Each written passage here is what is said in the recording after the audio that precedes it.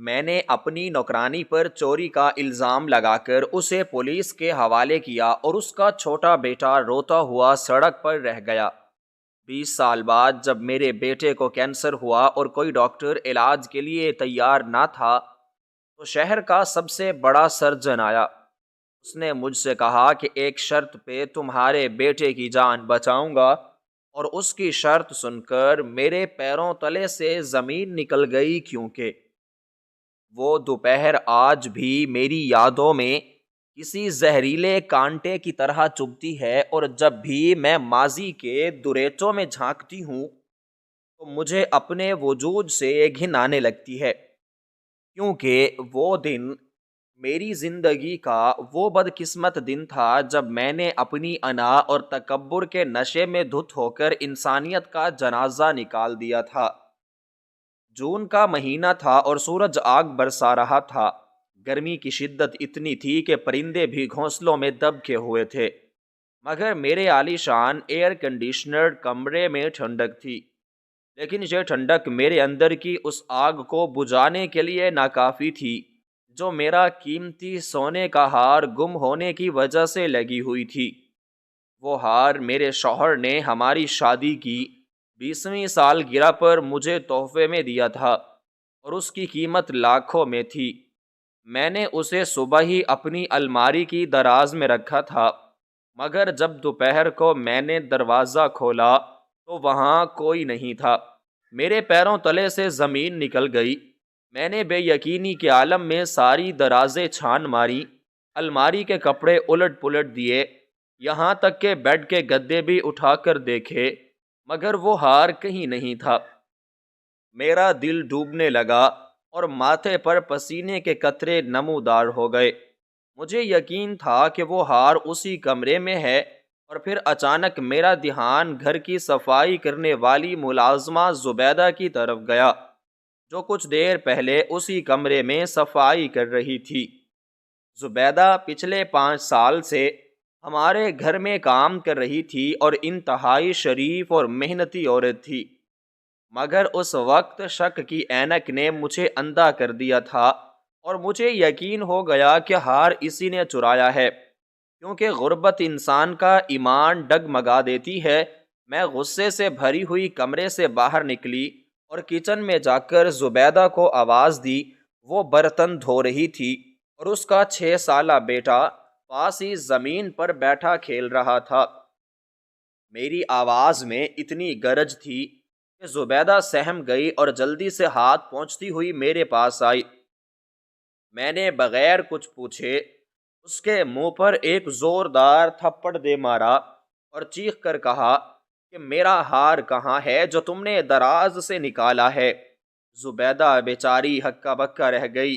اس نے روتے ہوئے کہا کہ بیگم صاحبہ، میں نے کوئی ہار نہیں دیکھا، میں تو بس صفائی کر کے نکل گئی تھی، مگر میں سننے کے موڈ میں نہیں تھی۔ میں نے اس پر الزام لگایا کہ تم غریب لوگ ہو ہی چور، موقع ملتے ہی ہاتھ صاف کر لیتے ہو۔ زبیدہ قسمیں کھانے لگی۔ اس نے قرآن پاک کی قسم کھائی کہ اس نے چوری نہیں کی، مگر میرے سر پر خون سوار تھا، مجھے اپنا ہار چاہیے تھا۔ میں نے اسی وقت پولیس کو فون کر دیا۔ زبیدہ میرے پیروں میں گر گئی اور گڑ گڑانے لگی کہ بیگم صاحبہ، پولیس کو مت بلائیں، میری عزت رل جائے گی۔ میں غریب ضرور ہوں مگر خاندانی ہوں، میرے معصوم بچے پر رحم کریں۔ مگر میں نے اسے ٹھوکر مار کر پرے ہٹا دیا۔ اس کا بیٹا اپنی ماں کی یہ حالت دیکھ کر چیخیں مار کر رونے لگا، مگر میرے دل میں ذرہ برابر رحم نہ آیا۔ تھوڑی ہی دیر میں پولیس کی موبائل گھر کے باہر آ گئی۔ 2 سپاہی اور ایک انسپکٹر آئے۔ میں نے انہیں بتایا کہ اس عورت نے میرا قیمتی ہار چرایا ہے اور اب ڈرامے کر رہی ہے۔ پولیس والوں نے زبیدہ کو بالوں سے پکڑ کر گھسیٹا اور اس پر ڈنڈے برسانے شروع کر دیے۔ وہ درد سے چیخ رہی تھی اور اپنی بے گناہی کی دہائی دے رہی تھی، مگر پولیس والے اسے گاڑی میں ڈالنے کے لیے لے جانے لگے۔ اس کا چھوٹا بیٹا روتا ہوا پولیس والوں کی ٹانگوں سے لپٹ گیا اور کہنے لگا کہ میری ماں کو مت لے جاؤ، مگر ایک سپاہی نے اسے زور سے دھکا دیا اور وہ فٹ پاتھ پر جا گرا۔ اس کے ماتھے سے خون نکلنے لگا، مگر کسی نے اس کی طرف نہیں دیکھا۔ زبیدہ کو گاڑی میں ڈال کر لے گئے اور گاڑی دھول اڑاتی ہوئی چلی گئی۔ میں دروازے پر کھڑی اپنی فتح پر مسکرا رہی تھی کہ میں نے ایک چور کو اس کے انجام تک پہنچا دیا ہے۔ جب میں واپس کمرے میں آئی اور سکون کا سانس لینے کے لیے صوفے پر بیٹھی تو مجھے اپنی کمر کے پیچھے کوئی سخت چیز محسوس ہوئی۔ میں نے ہاتھ ڈال کر دیکھا تو میرے ہوش اڑ گئے۔ یہ وہی ہار تھا جو صوفے کی گدیوں کے درمیان پھنس گیا تھا۔ دراصل میں نے اسے دراز میں رکھنے کی بجائے غلطی سے صوفے پر رکھ دیا تھا۔ میرے ہاتھوں میں ہار تھا اور کانوں میں زبیدہ کی چیخیں گونج رہی تھیں۔ ایک لمحے کے لیے ضمیر جاگا کہ میں تھانے جاؤں اور بتا دوں کہ ہار مل گیا ہے اور زبیدہ بے گناہ ہے، مگر پھر میری جھوٹی عزت اور انا جو تھی وہ آڑے آ گئی۔ میں نے سوچا کہ اگر میں نے سچ بتا دیا تو لوگ کیا کہیں گے کہ اتنی بڑی بیگم صاحبہ نے جھوٹا الزام لگایا، محلے میں میری کیا عزت رہ جائے گی۔ بس اسی سوچ نے مجھے چپ کرنے پر مجبور کر دیا۔ میں نے وہ ہار چھپا لیا اور اپنے دل کو تسلی دی کہ یہ ملازم ہوتے ہی ایسے ہیں، جیل میں رہے گی تو عقل ٹھکانے آ جائے گی۔ اس کے بعد کیا ہوا مجھے نہیں معلوم۔ زبیدہ جیل میں ہی رہی یا مر گئی، مگر اس کے بچے کا کیا بنا میں نے کبھی جاننے کی کوشش نہیں کی۔ وقت گزرتا گیا اور میں اپنی رنگینیوں میں مگن رہی۔ 20 سال کا عرصہ خواب کی طرح گزر گیا۔ میں بھول چکی تھی کہ مکافات عمل نام کی کوئی چیز بھی دنیا میں موجود ہے۔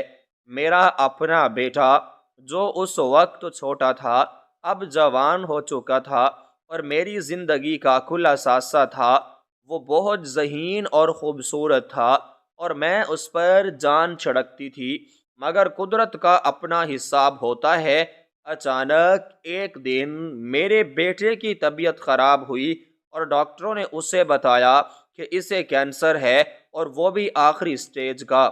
یہ سن کر میرے پیروں تلے سے زمین نکل گئی۔ میرے پاس دولت کے انبار تھے، مگر وہ میرے بیٹے کی صحت کو خریدنے کے لیے ناکافی تھے۔ میں اسے لے کر دنیا کے بہترین ہسپتالوں میں گئی، مگر ہر جگہ سے مایوسی ملی۔ ڈاکٹروں نے جواب دے دیا تھا کہ اب اس کا بچنا ناممکن ہے۔ میرے گھر میں ماتم کا سما تھا اور میں راتوں کو اٹھ کر روتی تھی۔ تب مجھے کسی نے بتایا کہ شہر میں ایک نیا ڈاکٹر آیا ہے جو سرجری کا ماہر ہے اور اس نے ایسے کئی مریضوں کو بچایا ہے جنہیں دوسرے ڈاکٹروں نے علاج قرار دے دیا تھا۔ اس ڈاکٹر کا نام ڈاکٹر اذلان تھا۔ میں ڈوبتے کو تنکے کا سہارا سمجھ کر اپنے بیٹے کو لے کر اس کے ہسپتال پہنچی۔ وہ شہر کا سب سے مہنگا اور جدید ہسپتال تھا۔ میں ڈاکٹر اذلان کے کیبن میں داخل ہوئی۔ وہ کرسی پر بیٹھا فائل دیکھ رہا تھا۔ وہ ایک نوجوان تھا جس کے چہرے پر بلا کی سنجیدگی اور رعب تھا۔ میں نے روتے ہوئے اس کے سامنے ہاتھ جوڑ دیے اور کہا کہ ڈاکٹر صاحب میرے بیٹے کو بچا لیں، میں اپنی ساری دولت آپ کے نام کر دوں گی، بس میرے بیٹے کی زندگی بچا لیں۔ ڈاکٹر اذلان نے سر اٹھا کر میری طرف دیکھا۔ اس کی آنکھوں میں ایک عجیب سی چمک اور گہرائی تھی جسے میں سمجھ نہ سکی۔ اس نے میرے بیٹے کی رپورٹس دیکھیں اور پھر خاموشی سے فائل بند کر دی۔ کمرے میں قبر جیسی خاموشی تھی اور میری دھڑکنیں رک رہی تھیں۔ ڈاکٹر نے بڑی سرد مہری سے کہا کہ کیس بہت بگڑ چکا ہے اور بچنے کی امید بہت کم ہے، لیکن میں ایک کوشش کر سکتا ہوں، مگر میری فیس بہت زیادہ ہے۔ میں نے فوراً کہا کہ مجھے ہر قیمت منظور ہے، جو آپ مانگیں گے میں دوں گی۔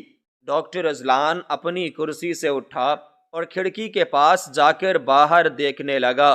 پھر اس نے میری طرف مڑے بغیر کہا کہ مجھے پیسے نہیں چاہیے، میری ایک شرط ہے، اگر آپ وہ پوری کر دیں تو میں آپریشن کروں گا۔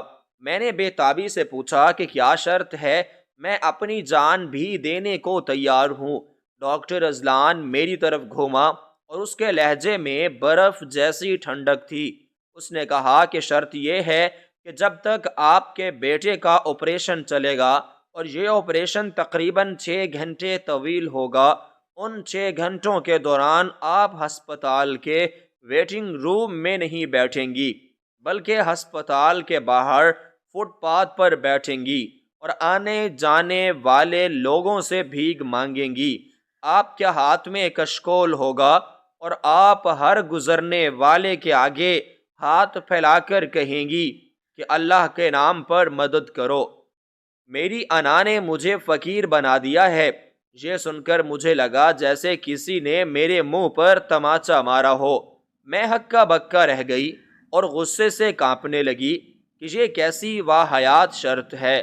میں اس شہر کی سب سے عزت دار اور امیر خاتون ہوں، اور یہ ڈاکٹر مجھے بھکارن بننے کا کہہ رہا ہے۔ میں نے غصے سے کہا کہ ڈاکٹر صاحب، آپ ہوش میں تو ہیں؟ یہ آپ کیا کر رہے ہیں؟ میں بھیک مانگوں گی۔ ڈاکٹر نے انتہائی سکون سے کہا کہ فیصلہ آپ کا ہے۔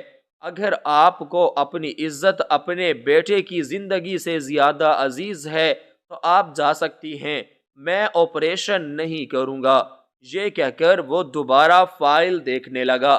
مجھے سمجھ نہیں آ رہا تھا کہ وہ میرے ساتھ ایسا کیوں کر رہا ہے، مگر میرے پاس کوئی اور راستہ نہیں تھا۔ میرا بیٹا اسٹریچر پر پڑا، درد سے کرہ رہا تھا اور اس کی سانسیں اکھڑ رہی تھیں۔ ممتا کی تڑپ نے میری انا کو شکست دے دی۔ میں نے روتے ہوئے کہا کہ مجھے منظور ہے، میں بھیک مانگوں گی، بس آپ آپریشن شروع کریں۔ ڈاکٹر نے نرس کو بلا کر آپریشن کی تیاری کا حکم دیا اور میری طرف اشارہ کیا کہ باہر جائیں اور شرط پوری کریں۔ میں لڑکھڑاتے قدموں سے کیبن سے باہر نکلا۔ میرا سر چکرا رہا تھا اور آنکھوں سے آنسو جاری تھے۔ میں ہسپتال کے عالیشان گیٹ سے باہر آئی۔ دوپہر دھوپ کی کڑکتی دھوپ تھی اور فٹ پاتھ تپ رہا تھا۔ وہی سورج جو 20 سال پہلے اس دن چمک رہا تھا، آج پھر اسی طرح آگ برسا رہا تھا۔ میں نے ایک کونے میں جگہ دیکھی جہاں مٹی اور گرد تھی۔ میں وہاں بیٹھ گئی۔ میں نے اپنا قیمتی شال بچھا کر اس پر ہاتھ پھیلا دیے۔ لوگ آ جا رہے تھے، کوئی گاڑیوں میں تو کوئی پیدل۔ یہ وہی فٹ پاتھ تھا جہاں ہزاروں لوگ روزانہ گزرتے تھے، اور میں نے کبھی ان کی طرف آنکھ اٹھا کر بھی نہیں دیکھا تھا، مگر آج میں ان کے پیروں میں بیٹھی تھی۔ پہلے 10 منٹ تک تو میرے حلق سے آواز نہیں نکلی۔ شرمندگی اور ذلت سے میرا وجود پگھل رہا تھا۔ مجھے لگ رہا تھا کہ ساری دنیا مجھے دیکھ رہی ہے اور مجھ پر ہنس رہی ہے، مگر پھر مجھے اپنے بیٹے کا چہرہ یاد آیا اور میں نے کانپتی ہوئی آواز میں کہنا شروع کیا، اللہ کے نام پر مدد کرو، میری انا نے مجھے فقیر بنا دیا ہے۔ میری آواز میرے اپنے کانوں میں کسی اجنبی کی طرح گونجی۔ ایک راہگیر میرے پاس رکا اور اس نے حقارت سے میری طرف دیکھا اور 1 روپے کا سکہ میرے سامنے پھینک دیا۔ وہ سکہ زمین پر گر کر چھن سے بولا اور اس کی آواز نے میری روح کو گھائل کر دیا۔ میں نے وہ سکہ اٹھایا تو میرا ہاتھ کانپ رہا تھا۔ میں جو کروڑوں کی مالکن تھی، آج 1 روپے کی محتاج بنی بیٹھی تھی۔ لوگ گزرتے رہے، کوئی سکہ پھینکتا تو کوئی منہ بنا کر گزر جاتا۔ کچھ لوگ باتیں بنا رہے تھے کہ دیکھو کتنی صحت مند عورت ہے اور بھیک مانگ رہی ہے، کام نہیں کر سکتی۔ ان کی باتیں میرے دل پر تیروں کی طرح لگ رہی تھیں۔ دھوپ کی شدت سے میرا رنگ کالا پڑ رہا تھا اور پیاس سے زبان تالو سے چپک رہی تھی، مگر مجھے اٹھنے کی اجازت نہیں تھی۔ میرا جسم پسینے میں شرابور تھا اور مہنگے کپڑے مٹی میں اٹ گئے تھے۔ میرے جوتے کہیں اور پڑے تھے اور میں ننگے پاؤں تھی۔ مجھے بار بار خیال آ رہا تھا کہ آخر اس ڈاکٹر نے ایسی شرط کیوں رکھی، اسے مجھ سے کوئی ذاتی دشمنی ہے یا وہ پاگل ہے، مگر مجھے کوئی جواب نہیں مل رہا تھا۔ میرا ذہن معاوف ہو چکا تھا، بس ایک ہی منظر آنکھوں کے سامنے تھا کہ میرا بیٹا بچ جائے۔ وقت رینگ رینگ کر گزر رہا تھا، ہر گزرتا لمحہ مجھے 20 سال پرانی یادوں کی طرف دھکیل رہا تھا۔ مجھے یاد آیا کہ اس دن زبیٹا کا بیٹا بھی شاید اسی طرح فٹ پاتھ پر بیٹھا رو رہا تھا اور میں نے اسے دھتکار دیا تھا۔ آج قدرت نے مجھے اسی مقام پر لا کھڑا کیا تھا۔ مجھے بھوک اور پیاس کا احساس ختم ہو گیا تھا، بس ذلت کا ایک گہرا احساس تھا جو میری رگوں میں زہر کی طرح اتر رہا تھا۔ کئی گھنٹے گزر گئے، میرے سامنے پڑے رومال میں چند سکے اور پھٹے پرانے نوٹ جمع ہو گئے تھے۔ میری حالت بالکل کسی پاگل بھکارن جیسی ہو چکی تھی۔ بال بکھرے ہوئے، آنکھیں سوجی ہوئیں اور چہرہ مٹی سے اٹا ہوا۔ تبھی ہسپتال کے گیٹ پر ہلچل ہوئی۔ مجھے لگا کہ شاید آپریشن ختم ہو گیا ہے۔ میرا دل زور زور سے دھڑکنے لگا کہ کیا خبر ملے گی۔ میں نے کانپتی ٹانگوں کے ساتھ کھڑے ہونے کی کوشش کی، مگر کمزوری کی وجہ سے گر پڑی۔ میں نے وہیں بیٹھے بیٹھے دعا مانگی کہ یا اللہ میرے بیٹے کو بچا لے، میری سزا میرے بیٹے کو مت دینا، میں اپنی انا کی قیمت چکا رہی ہوں۔ میرے آنسو مٹی پر گر کر جذب ہو رہے تھے اور میں اس انتظار میں تھی کہ ڈاکٹر اذلان باہر آئے اور مجھے بتائے کہ میرا بیٹا کیسا ہے، مگر مجھے یہ خوف بھی کھائے جا رہا تھا کہ اگر آپریشن ناکام ہوا تو میں کیا کروں گی؟ کیا میری یہ قربانی اور ذلت رائگاں جائے گی؟ اسی کشمکش میں میری نظر سامنے کھڑے ڈاکٹر اذلان پر پڑی، جو ہسپتال کے شیشے کے دروازے سے مجھے دیکھ رہا تھا۔ اس کے چہرے پر اب بھی وہی پر اصرار سنجیدگی تھی اور وہ مجھے دیکھ رہا تھا جیسے وہ کسی بہت پرانے حساب کا مجھ سے موازنہ کر رہا ہو۔ میں نہیں جانتی تھی کہ اس کے دل میں کیا ہے اور میرے ساتھ مزید کیا کرنے والا ہے، بس میں وہاں بیٹھی اپنی قسمت اور مکافات عمل کے اس کھیل کو دیکھ رہی تھی جو میری سمجھ سے بالا تر تھا اور جس کا راز ابھی کھلنا باقی تھا۔ ہسپتال کے باہر فٹ پاتھ پر بیٹھے ہوئے مجھے کتنا وقت گزر چکا تھا اس کا اندازہ مجھے نہیں تھا، بس اتنا معلوم تھا کہ سورج ڈھل رہا تھا اور اس کی زردی مائل کرنیں میرے چہرے پر پڑ رہی تھیں، مگر میرے اندر کا موسم اس وقت پت جھڑ جیسا تھا جہاں امید کے پتے سوکھ کر گر رہے تھے اور مایوسی کی ہوائیں چل رہی تھیں۔ میرے سامنے پڑے ہوئے میلے رومال میں چند سکے اور کچھ نوٹ بکھرے ہوئے تھے جو وہاں سے گزرنے والے لوگوں نے میری جھولی میں ڈالے تھے۔ ہر سکہ جب زمین پر گرتا تو اس کی آواز میرے کانوں میں پگھلے ہوئے سیسے کی طرح اترتی اور مجھے احساس دلاتی کہ میں اس وقت دنیا کی نظر میں کیا ہوں۔ لوگ میرے پاس سے گزر رہے تھے، ان کے قدموں کی چاپ مجھے سنائی دے رہی تھی، مگر مجھ میں اتنی ہمت نہیں تھی کہ سر اٹھا کر ان کے چہروں کی طرف دیکھ سکوں۔ مجھے ڈر تھا کہ کہیں کوئی جاننے والا نہ گزر جائے، حالانکہ اس حلیے میں مجھے پہچاننا ناممکن تھا۔ میرے بال بکھرے ہوئے تھے، چہرے پر مٹی اور دھول جمی ہوئی تھی اور آنکھیں رونے کی وجہ سے سوج کر سرخ ہو چکی تھیں۔ میرے قیمتی کپڑے جو میں نے صبح ہی الماری سے نکال کر پہنے تھے اب کسی چیتھڑے سے کم نہیں لگ رہے تھے۔ سڑک پر گاڑیوں کا شور اور دھوئیں کی بو میرے دماغ کو معاوف کر رہی تھی، مگر ان سب چیزوں سے زیادہ تکلیف دہ وہ جملہ تھا جو مجھے بار بار دہرانا پڑ رہا تھا کہ اللہ کے نام پر مدد کرو، میری انا نے مجھے فقیر بنا دیا ہے۔ یہ الفاظ ادا کرتے ہوئے مجھے لگتا تھا کہ کوئی میرا گلا دبا رہا ہے اور میری سانسیں روک رہا ہے، مگر میں مجبور تھی۔ کیونکہ اندر میرے بیٹے کا آپریشن ہو رہا تھا اور اس کی زندگی میری اس ذلت سے جڑی ہوئی تھی۔ ڈاکٹر اذلان کی وہ شرط میرے لیے کسی عذاب سے کم نہیں تھی۔ مجھے سمجھ نہیں آ رہا تھا کہ اس شخص نے میرے ساتھ ایسا کیوں کیا۔ کیا اسے مجھ سے کوئی ذاتی پرخاش تھی یا صرف وہ مجھے نیچا دکھانا چاہتا تھا؟ مگر اس وقت میرے پاس ان سوالوں کے جواب سوچنے کا وقت نہیں تھا۔ مجھے پیاس لگ رہی تھی، میرا حلق خشک ہو چکا تھا اور زبان تالو سے چپک رہی تھی۔ دل چاہ رہا تھا کہ اٹھ کر کہیں سے پانی پی لوں، مگر ڈاکٹر کی تنبیہ یاد آتی کہ اپنی جگہ سے ہلنا مت ورنہ میں آپریشن روک دوں گا۔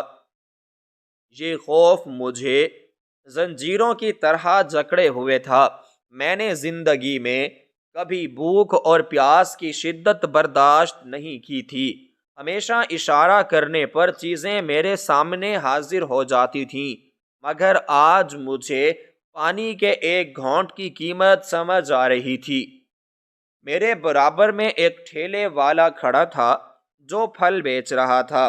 اس کی ریڑھی پر پانی کی بوتل رکھی تھی۔ میں نے للچائی ہوئی نظروں سے اس بوتل کی طرف دیکھا، مگر میری جیب خالی تھی اور میں مانگنے کی ہمت نہ کر سکی۔ تبھی ایک چھوٹا بچہ اپنی ماں کی انگلی پکڑے وہاں سے گزرا۔ اس کے ہاتھ میں ایک بسکٹ کا پیکٹ تھا۔ اس نے مجھے دیکھا تو رک گیا۔ اس کی معصوم آنکھوں میں ہمدردی تھی۔ اس نے اپنی ماں کا ہاتھ چھڑایا اور میرے قریب آ کر اپنا آدھا بسکٹ میرے رومال پر رکھ دیا اور مسکرا کر چلا گیا۔ اس بچے کی اس چھوٹی سی نیکی نے میرے دل کو پاش پاش کر دیا۔ مجھے اپنا ماضی یاد آ گیا جب میں نے زبیدہ کے بچے کو دھتکار دیا تھا۔ وہ بھی تو اتنا ہی چھوٹا تھا، وہ بھی تو شاید بھوکا تھا، مگر میں نے اس کی بھوک مٹانے کی بجائے اسے سڑک پر پھینک دیا تھا۔ آج یہ انجانا بچہ مجھے انسانیت کا سبق سکھا رہا تھا۔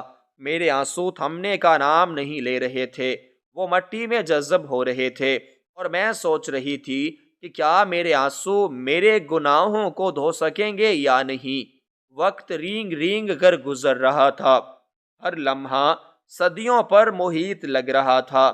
میں نے کلائی پر بندھی گھڑی کی طرف دیکھا تو مجھے یاد آیا کہ گھڑی تو میں نے آپریشن تھیٹر کے باہر ہی اتار دی تھی۔ اب مجھے وقت کا اندازہ صرف سورج کی پوزیشن سے ہو رہا تھا، جو اب آہستہ آہستہ مغرب کی طرف جا رہا تھا۔ شام کا سایہ گہرا ہونے لگا تھا اور سڑک کی لائٹیں جلنا شروع ہو گئی تھیں۔ ہسپتال کی عمارت بھی روشنیوں میں نہا گئی تھی اور مجھے وہ عمارت ایک دیوار کی طرح لگ رہی تھی جس کے پیٹ میں میرا بیٹا زندگی اور موت کی جنگ لڑ رہا تھا۔ مجھے نہیں معلوم تھا کہ اندر کیا ہو رہا ہے، ڈاکٹر اذلان کامیاب ہو پائے گا یا نہیں۔ یہ بے یقینی مجھے اندر ہی اندر کھائے جا رہی تھی۔ فٹ پاتھ کی ٹھنڈک اب میرے جسم میں اتر رہی تھی اور مجھے سردی محسوس ہونے لگی تھی، مگر میں وہاں سے ہل نہیں سکتی تھی۔ لوگ اب کم ہو گئے تھے، مگر اب بھی جو گزر رہا تھا وہ مجھے تعجب سے دیکھتا۔ کچھ لوگ مجھے پاگل سمجھ کر مجھ پر فقرے کس رہے تھے۔ ایک نوجوان لڑکا اپنے دوستوں کے ساتھ گزرا اور مجھے دیکھ کر ہنسا کہ دیکھو، یہ آج کل کے بھکاری بھی نئے نئے بہانے تراشتے ہیں، انا نے فقیر بنا دیا۔ واہ کیا ڈائیلاگ ہے! اس کی ہنسی میرے کانوں میں کانچ کی کرچیوں کی طرح چبھی۔ میں نے دل ہی دل میں کہا کہ بیٹا، خدا کبھی تمہیں اس جگہ نہ بٹھائے جہاں آج میں بیٹھی ہوں۔ انسان کا وقت بدلتے دیر نہیں لگتی۔ کل میں بھی تم سے زیادہ مغرور تھی اور آج میں مٹی میں رل رہی ہوں۔ مجھے اپنی بے بسی پر رونا آ رہا تھا کہ میں دنیا کی نظر میں کتنی امیر تھی۔ میرے بینک بیلنس، میری جائیداد، میری گاڑیاں، سب کچھ دھرا کا دھرا رہ گیا تھا، اور میرے کام اگر کچھ آ رہا تھا تو وہ یہ چند سکے تھے جو میں بھیگ میں مانگ رہی تھی۔ شاید یہ سکے میری دولت سے زیادہ وزنی تھے، کیونکہ ان میں میری انا کی موت شامل تھی مجھے بار بار خیال آ رہا تھا کہ اگر میرا بیٹا بچ گیا تو میں سب سے پہلے جا کر زبیدہ کو ڈھونڈوں گی، اس سے معافی مانگوں گی، اس کے پیر دھو کر پیوں گی اور اس کے بیٹے کو سینے سے لگاؤں گی، چاہے مجھے پوری دنیا چھان مارنی پڑے، میں اسے تلاش کر کے رہوں گی۔ یہ عہد میں اپنے دل میں بار بار دہرا رہی تھی۔ تبھی ہسپتال کا بڑا گیٹ کھلا اور ایک گارڈ میری طرف آیا۔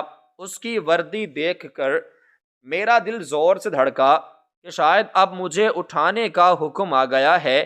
گارڈ میرے قریب آیا اور سخت لہجے میں بولا کہ مائی اٹھ جاؤ، ڈاکٹر صاحب نے بلایا ہے، آپریشن ختم ہو گیا ہے۔ یہ سن کر میرے جسم میں جیسے بجلی دوڑ گئی۔ میں نے جلدی سے اٹھنے کی کوشش کی، مگر ٹانگیں سن ہونے کی وجہ سے میں لڑکھڑا گئی۔ گارڈ نے مجھے سہارا نہیں دیا، وہ بس دور کھڑا دیکھتا رہا۔ میں نے کسی طرح خود کو سنبھالا اور کانپتے قدموں سے ہسپتال کی طرف بڑھی۔ وہ راستہ جو آتے وقت مجھے بہت طویل لگا تھا اب بہت مختصر لگ رہا تھا، مگر مجھے خوف میرے ساتھ ساتھ چل رہا تھا کہ نہ جانے کیا خبر ملے گی۔ میں ہسپتال کے کوریڈور میں داخل ہوئی تو وہاں کی سفید ٹائلیں اور تیز روشنیاں مجھے چبھنے لگیں۔ میرا حلیہ دیکھ کر وہاں موجود نرسیں اور مریض مجھ سے کترا کر گزر رہے تھے۔ مجھے اپنی حالت کا بخوبی اندازہ تھا۔ میں کسی کوڑے کے ڈھیر سے اٹھی ہوئی لگ رہی تھی، مگر مجھے اس کی پرواہ نہیں تھی۔ میری منزل ڈاکٹر اذلان کا کیبن نہیں بلکہ وہ آپریشن تھیٹر تھا، جس کے باہر سرخ بتی جل رہی تھی یا بجھ چکی تھی۔ میں بھاگتی ہوئی وہاں پہنچی تو دیکھا کہ آپریشن تھیٹر کے باہر سناٹا تھا اور بتی بجھ چکی تھی۔ میرا دل حلق میں آ گیا۔ میں وہیں دیوار کے سہارے کھڑی ہو گئی اور دعائیں مانگنے لگی کہ یا اللہ رحم کرنا، میرے امتحان کو اور لمبا مت کرنا۔ تبھی آپریشن تھیٹر کا دروازہ کھلا اور ڈاکٹر اذلان باہر نکلا۔ اس نے اب بھی وہی سبز رنگ کا لباس پہن رکھا تھا اور چہرے پر ماسک تھا۔ اس کے دستانے خون آلود تھے جنہیں وہ اتار رہا تھا۔ میں اس کی طرف لپکی اور اس کے قدموں میں بیٹھ گئی۔ میں نے اس کے پاؤں پکڑ لیے اور روتے ہوئے پوچھا کہ ڈاکٹر صاحب، میرا بیٹا کیسا ہے؟ بتائیں، وہ زندہ ہے نا؟ ڈاکٹر اذلان نے اپنے پاؤں پیچھے کھینچ لیے اور مجھے کندھوں سے پکڑ کر کھڑا کیا۔ اس کی آنکھوں میں تھکن تھی، مگر وہی پرانی سختی بھی موجود تھی۔ اس نے اپنا ماسک آہستہ سے نیچے کیا اور ایک لمبی سانس لی۔ اس خاموشی کے چند لمحے میرے لیے موت سے بدتر تھے۔ مجھے لگ رہا تھا کہ اب میری سانسیں رک جائیں گی۔ ڈاکٹر نے میری آنکھوں میں دیکھتے ہوئے کہا کہ آپریشن بہت مشکل تھا اور کئی بار ہمیں لگا کہ ہم اسے کھو دیں گے، لیکن شاید آپ کی دعا یا آپ کی سزا کام آ گئی۔ آپ کا بیٹا خطرے سے باہر ہے۔ یہ سنتے ہی میرے گھٹنوں میں جان نہیں رہی اور میں وہیں زمین پر سجدے میں گر گئی۔ میری آنکھوں سے شکرانے کے آنسو بھی بہہ نکلے اور میں پھوٹ پھوٹ کر رونے لگی۔ مجھے یقین نہیں آ رہا تھا کہ میرا بیٹا بچ گیا ہے۔ مجھے لگا جیسے مجھے نئی زندگی مل گئی ہے۔ میں نے روتے ہوئے ڈاکٹر کا شکریہ ادا کیا کہ آپ فرشتے ہیں، آپ نے میرے بیٹے کو نئی زندگی دی ہے۔ ڈاکٹر اذلان خاموشی سے مجھے دیکھتا رہا۔ اس کے چہرے پر کوئی مسکراہٹ نہیں تھی، بلکہ ایک عجیب سا دکھ تھا اور افسوس تھا۔ اس نے مجھے اٹھنے کا اشارہ کیا اور کہا کہ ابھی خوش ہونے کا وقت نہیں ہے، مریض کو ہوش میں آنے میں کچھ وقت لگے گا اور اسے انتہائی نگہداشت کے وارڈ میں رکھا جائے گا۔ آپ ابھی اس سے نہیں مل سکتی۔ آپ جائیں اور اپنا حلیہ درست کریں۔ یہ کپڑے اور یہ مٹی ہسپتال کے ماحول کے لیے ٹھیک نہیں ہیں۔ میں نے جلدی سے سر ہلایا اور کہا کہ جی، میں ابھی جاتی ہوں، میں ابھی کپڑے بدل کر آتی ہوں۔ مگر ڈاکٹر نے مجھے روکا اور کہا کہ رکیں، میری بات ابھی پوری نہیں ہوئی۔ میں نے پلٹ کر دیکھا تو ڈاکٹر اذلان اپنی جیب سے کچھ نکال رہا تھا۔ میں حیران تھی کہ اب کیا باقی رہ گیا ہے۔ ڈاکٹر نے مٹھی بند کی ہوئی تھی اور وہ میری طرف بڑھا۔ اس کے چہرے کے تاثرات مکمل طور پر بدل رہے تھے۔ اب وہاں سختی کی جگہ ایک گہری اداسی نے لے لی تھی۔ اس نے دھیمی آواز میں کہا کہ آپ نے اپنی شرط پوری کی اور میں نے اپنا وعدہ پورا کیا۔ آپ نے 6 گھنٹے دھوپ میں جل کر اور لوگوں کے طعنے سن کر جو محسوس کیا وہ صرف ایک جھلک تھی اس زندگی کی جو سڑک پر رہنے والے لوگ روز گزارتے ہیں۔ آپ ایک دن کے لیے فقیر بنی تو آپ کی روح کانپ گئی۔ سوچیں ان لوگوں کا کیا حال ہوتا ہوگا جو ساری زندگی اسی ذلت میں گزار دیتے ہیں اور جنہیں دھتکارنے والے آپ جیسے لوگ ہوتے ہیں۔ میں خاموشی سے سر جھکائے کھڑی تھی۔ میری شرمندگی ابھی ختم نہیں ہوئی تھی۔ ڈاکٹر نے اپنی مٹھی میرے سامنے کی اور کہا کہ یہ چیز مجھے آپ کے بیگ سے ملی تھی جب نرسیں آپریشن سے پہلے سامان کو چیک کر رہی تھیں۔ میں نے سوچا کہ یہ آپ کو واپس کر دوں کیونکہ اس کی اصل جگہ آپ کے پاس نہیں ہے۔ میں نے حیرت سے اس کی مٹھی کی طرف بغور دیکھا۔ جب اس نے اپنی انگلیوں کو کھولا تو میری آنکھیں کھلی کی کھلی رہ گئیں۔ یہ وہی سونے کا ہار تھا جو 20 سال پہلے کھویا تھا اور جو میں نے اس دن صوفے سے ملنے کے بعد اپنی تجوری میں چھپا دیا تھا۔ مگر یہ ہار میرے بیگ میں کیسے آیا؟ یہ میں نے تو گھر سے نکلتے وقت نہیں رکھا تھا۔ مجھے کچھ سمجھ نہیں آ رہا تھا کہ یہ کیا ہو رہا ہے۔ میرا دماغ گھومنے لگا۔ یہ ہار تو میں نے تجوری میں سب سے نیچے والی دراز میں چھپایا تھا جہاں کسی کی بھی رسائی نہیں تھی، تو یہ ڈاکٹر کے پاس کیسے پہنچایا یا میرے بیگ میں سے کیسے آیا؟ کیا میرا بیٹا اسے اپنے ساتھ لایا تھا؟ کوئی اور بات تھی۔ میں نے کانپتے ہاتھوں سے وہ ہار اٹھایا تو ڈاکٹر نے کہا کہ یہ ہار آپ کو بہت عزیز تھا، انا اتنی عزیز کہ اس کے لیے آپ نے ایک زندگی تباہ کر دی تھی۔ دیکھ لیں آج یہ ہار آپ کے پاس ہے مگر آپ کی چمک میں کسی کے آنسوؤں کا عکس ہے۔ میں ہکلاتے ہوئے بولی کہ یہ آپ کیسے آیا آپ کے پاس؟ ڈاکٹر نے میری بات کاٹ دی اور کہا کہ یہ اہم نہیں کہ یہ میرے پاس کیسے آیا، اہم یہ ہے کہ آپ کو یاد ہے کہ اس ہار کی وجہ سے کیا ہوا تھا۔ میں نے سر ہلایا اور میری آنکھوں میں پھر سے آنسو آ گئے۔ ڈاکٹر نے کہا کہ آپ نے کہا تھا کہ آپ زبیدہ کو ڈھونڈیں گی اور معافی مانگیں گی، تو میں آپ کو بتا دوں کہ زبیدہ کو ڈھونڈنے کی ضرورت نہیں ہے کیونکہ وہ اب اس دنیا میں نہیں ہے۔ وہ 20 سال پہلے ہی جیل میں مر گئی تھی۔ یہ سن کر میرے منہ سے ایک چیخ نکل گئی اور میں نے اپنا منہ ہاتھوں سے چھپا لیا۔ مجھے لگا کہ اب میں کبھی معاف نہیں ہو سکوں گی۔ ڈاکٹر نے اپنی بات جاری رکھتے ہوئے کہا کہ ہاں وہ مر گئی تھی مگر اس کا بیٹا زندہ بچ گیا تھا اور وہ بچہ 20 سال سے اس دن کا انتظار کر رہا تھا جب وہ آپ کے سامنے کھڑا ہو کر آپ کی آنکھوں میں آنکھیں ڈال کر پوچھ سکے کہ اس کی ماں کا کیا قصور تھا۔ مجھے ڈاکٹر کی آواز میں ایک جانی پہچانی گونج محسوس ہوئی، جیسے یہ لہجہ میں نے پہلے بھی کبھی سنا ہو۔ میرا دل خوف اور حیرت کی ملی جلی کیفیت میں دھڑک رہا تھا۔ ڈاکٹر میرے مزید قریب آیا اور اس کی آنکھوں میں نمی تیرنے لگی۔ اس نے کہا کہ آپ نے 6 گھنٹے بھیک مانگی تو آپ کو لگ رہا ہے کہ آپ نے بہت بڑی قربانی دی ہے، مگر اس بچے نے 20 سال بھیک مانگی، محبت کی، انصاف کی اور اپنی پہچان کی۔ وہ بچہ سڑکوں پر رلتا رہا، لوگوں کی ٹھوکریں کھاتا رہا اور ہر ٹھوکر پر اسے آپ کا چہرہ یاد آتا رہا۔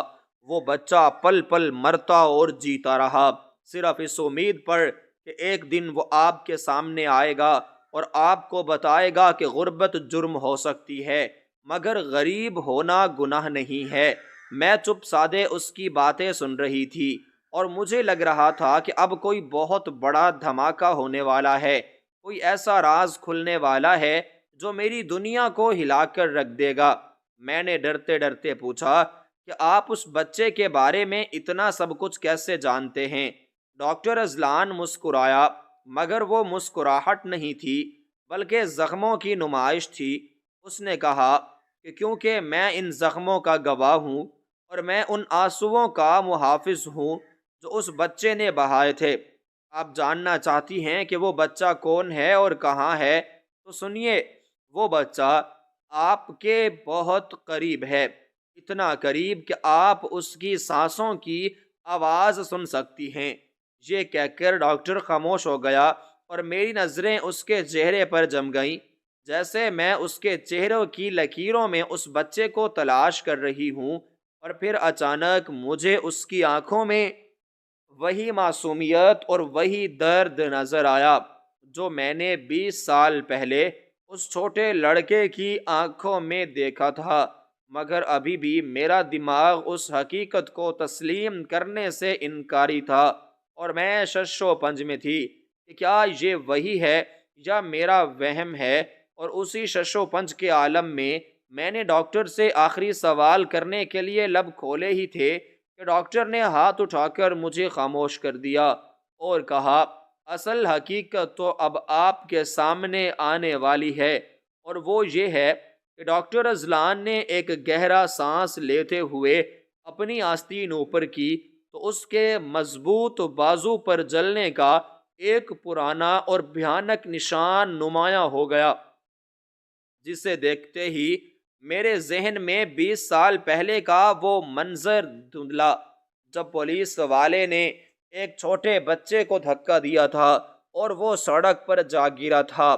مگر یہ نشان اس گرنے کا نہیں تھا، بلکہ یہ نشان اس زندگی کی آگ کا تھا جو میں نے اس بچے کے لیے دہکائی تھی۔ ڈاکٹر کی آواز اب بھاری ہو چکی تھی اور اس کی آنکھوں میں آنسو تیر رہے تھے۔ اس نے کہا کہ بیگم صاحبہ، یہ نشان اس دن کا ہے جب میری ماں جیل چلی گئی تھی اور میں بھوک سے نڈھال سڑک کے کنارے کوڑے کے ڈھیر سے روٹی کا ایک سوکھا ٹکڑا اٹھانے کی کوشش کر رہا تھا کہ وہاں جلتی ہوئی آگ میں میرا بازو جھلس گیا تھا۔ میں چیختا رہا، روتا رہا، مگر کوئی میری مدد کو نہیں آیا، کیونکہ میں ایک چور کا بیٹا تھا۔ میں وہی چھوٹو ہوں جس کی ماں کو آپ نے ایک جھوٹے الزام کی بنیاد پر جیل کی کال کوٹڑی میں سڑنے کے لیے بھیج دیا تھا۔ میں وہی یتیم ہوں جسے آپ نے دھتکار دیا تھا۔ یہ سنتے ہی میرے دماغ میں جیسے دراڑیں پڑ گئیں اور میں بے یقینی کے عالم میں پیچھے ہٹ گئی۔ میرے کانوں میں سئی ہونے لگی اور مجھے لگا کہ زمین مجھے نگل لے گی۔ یہ کیسے ممکن ہو سکتا ہے کہ یہ عظیم مسیحا وہ گلیوں میں رلنے والا بچہ ہو، مگر اس کی آنکھوں میں وہی درد تھا جو 20 سال پہلے میں نے دیکھا تھا۔ ڈاکٹر اذلان نے میری حالت غیر ہوتے دیکھی، مگر اس نے مجھے سہارا دینے کی بجائے اپنی بات جاری رکھی کہ آپ کو حیرت ہو رہی ہے نا کہ ایک بھکاری کا بیٹا ڈاکٹر کیسے بن گیا؟ تو سنیے، یہ اس ماں کی دعا کا اثر ہے جو جیل کی ٹھنڈی فرش پر سجدوں میں رو رو کر میرے لیے دعا مانگتی تھی۔ جب آپ نے میری ماں کو چھینا تو میرا کوئی سہارا نہیں تھا۔ میں گلیوں میں سویا، لوگوں کی جھڑکیاں سہی، ہوٹلوں پر برتن دھوئے، گاڑیوں کے شیشے صاف کیے اور ہر روز اس امید پر زندہ رہا کہ ایک دن میری ماں واپس آئے گی، مگر وہ نہیں آئی۔ ایک دن مجھے خبر ملی کہ وہ جیل میں بیمار ہو کر انتقال کر گئی ہیں۔ میں اس دن بہت رویا تھا۔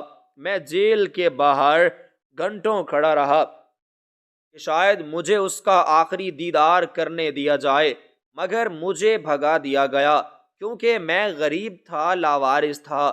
اس دن میں نے قسم کھائی تھی کہ میں اتنا بڑا آدمی بنوں گا کہ یہ دنیا مجھے عزت دینے پر مجبور ہو جائے گی۔ ایک خدا ترس انسان نے مجھے یتیم خانے میں داخل کرایا، جہاں میں نے دن رات محنت کی، اپنی بھوک کو اپنی طاقت بنایا، اپنی ذلت کو اپنا جنون بنایا۔ جب دوسرے بچے سوتے تھے میں سٹریٹ لائٹ کی روشنی میں پڑھتا تھا تاکہ میں اس معاشرے کے منہ پر تماچا مار سکوں جس نے مجھے اور میری ماں کو کچلا تھا۔ اور آج دیکھ لیں وہی معاشرہ میرے قدموں میں ہے، اور آپ جو اس شہر کی سب سے بڑی امیر زادی ہیں آج میرے سامنے فقیر بن کر کھڑی ہیں۔ میں دم بخود اس داستان کو سن رہی تھی، میرے آنسو خشک ہو چکے تھے اور میرا وجود شرمندگی کے بوجھ تلے دب چکا تھا۔ مجھے اپنے ہر عمل پر گھن آ رہی تھی۔ میں نے لرزتی ہوئی آواز میں کہا کہ مجھے معاف کر دو بیٹا، میں گناہ گار ہوں، میں نے بہت بڑا ظلم کیا۔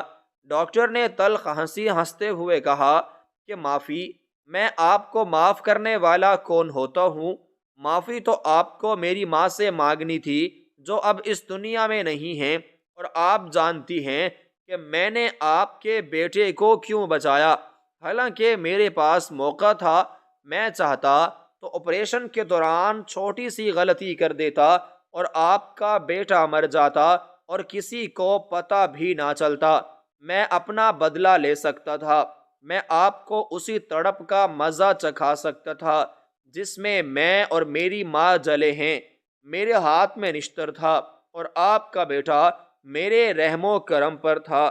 شیطان نے مجھے کئی بار اکسایا کہ بدلہ لے لو، آج موقع ہے، اس عورت کو بھی ویسے ہی رونے دو جیسے تم روئے تھے۔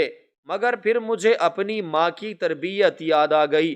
میری ماں ان پڑھ ضرور تھی، مگر اس نے مجھے سکھایا تھا کہ بیٹا برائی کا بدلہ اچھائی سے دینا۔ اگر تم بھی ظالم بن گئے تو تم میں اور ان میں کیا فرق رہ جائے گا؟ اس لیے میں نے آپ کے بیٹے کو زندگی دی تاکہ آپ کو بتا سکوں کہ ہم غریب ضرور تھے مگر ہمارے دل آپ کے محلوں سے زیادہ بڑے تھے۔ ہم کمزور ضرور تھے مگر ہمارا ظرف آپ کی دولت سے زیادہ مضبوط تھا۔ میں نے آپ کا بیٹا بچا لیا ہے مگر آپ نے میرا بچپن مار دیا تھا۔ آپ نے میری ماں کی ممتا کا قتل کیا تھا۔ یہ ہار جو آپ کے ہاتھ میں ہے یہ صرف سونے کا ہی زیور نہیں ہے، یہ میری ماں کی بے گناہی کا ثبوت ہے اور آپ کے ضمیر کا بوجھ ہے۔ اسے سنبھال کر رکھیں، جب بھی آپ اسے دیکھیں گی آپ کو یاد آئے گا کہ آپ نے ایک ہنستا بستا گھر اجاڑ دیا تھا۔ ڈاکٹر کی باتیں میرے دل پر ہتھوڑے کی طرح برس رہی تھیں۔ میں زمین پر بیٹھ گئی اور پھوٹ پھوٹ کر رونے لگی۔ مجھے آج اپنی دولت، اپنی شان و شوکت سب کچھ مٹی کا ڈھیر لگ رہا تھا۔ میں نے اس ڈاکٹر کے پیر پکڑ لیے اور کہا کہ مجھے مار ڈالو، میں جینے کے قابل نہیں ہوں، میں نے تم لوگوں کے ساتھ بہت برا کیا۔ ڈاکٹر نے اپنے پیر پیچھے کر لیے اور کہا کہ نہیں بیگم صاحبہ، مرنا تو بہت آسان ہے، اصل سزا تو زندہ رہ کر ضمیر کا بوجھ اٹھانا ہے۔ میں نے آپ کو وہ سزا دی ہے جو موت سے بدتر ہے۔ اب آپ ساری زندگی اس احساس کے ساتھ جئیں گی کہ آپ کا بیٹا اس انسان کے احسان تلے زندہ ہے جسے آپ نے کبھی انسان ہی نہیں سمجھا تھا۔ آپ کا بیٹا جب بھی مسکرائے گا آپ کو اس کے پیچھے میری ماں کا روتا ہوا چہرہ نظر آئے گا۔ یہ آپ کی سزا ہے۔ میں یہ سب سن کر پتھر کی ہو گئی تھی۔ مجھے یقین نہیں آ رہا تھا کہ میں کیا کروں، کہاں جاؤں۔ میرا ماضی میرے سامنے کھڑا مجھے نوچ رہا تھا۔ ڈاکٹر اذلان نے اپنا کوٹ درست کیا اور مڑ کر جانے لگا۔ پھر وہ دروازے پر رک گیا اور میری طرف مڑے بغیر کہا کہ اپنے بیٹے کو لے جائیں، وہ ٹھیک ہو جائے گا، اور ہاں یہ ہار اپنے پاس ہی رکھیں، شاید یہ آپ کو یاد دلاتا رہے کہ انسان کی انا اسے کب اور کہاں لے جا کر پٹک دیتی ہے، اور کبھی کبھی فقیروں کی بد دعائیں بھی عرش ہلا دیتی ہیں۔ مگر یتیموں کا صبر اس سے بھی زیادہ بھاری ہوتا ہے۔ یہ کہہ کر وہ کوریڈور میں غائب ہو گیا اور میں وہیں ٹھنڈی فرش پر بیٹھی رہ گئی۔ میرے ہاتھوں میں وہ منحوس ہار تھا جو اب مجھے انگاروں کی طرح جلتا ہوا محسوس ہو رہا تھا۔ ہسپتال کا عملہ اور لوگ دور کھڑے مجھے دیکھ رہے تھے، مگر مجھے کسی کی پرواہ نہیں تھی۔ میری دنیا ویران ہو چکی تھی، میں نے جیت کر بھی سب کچھ ہار دیا تھا۔ میرا بیٹا بچ گیا تھا، مگر میں مر چکی تھی، میرا ضمیر مر چکا تھا۔ مجھے آج سمجھ آیا تھا کہ مکافات عمل کسے کہتے ہیں۔